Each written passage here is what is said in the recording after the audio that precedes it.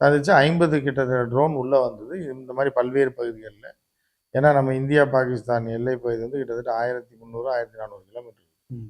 Punjab border மட்டும் 522 kilometre. பாகிஸ்தானுக்கும் நம்ம நாட்டில் உள்ள பஞ்சாபுக்கும், அது மாதிரி குஜராத், ராஜஸ்தான், அப்படி மேலே போனீங்கன்னா ராஜஸ்தான், அதுக்கு மேலே போனீங்கன்னா பஞ்சாப், அதுக்கு மேலே போனீங்கன்னா ஜம்மு காஷ்மீர்னு சொல்லி 1400 கிலோமீட்டருக்கு நம்ம தர பார்டர். அப்போ அது எவ்வளோ பெரிய எல்லை பாருங்கள். இதில் எங்கே போய் என்ன முடியுன்ற தாண்டி பாதுகாப்பு வளையத்தை டைட் பண்ணியிருக்கு இந்தியான்றது ஒரு மிகப்பெரிய வெற்றி. ஒரு ட்ரோன் கூட உள்ளே விழுந்து சேதத்தை விளைவிக்கலைன்றது 2வது வெற்றி. 3வதாக என்னன்னா, நேற்று காலையில்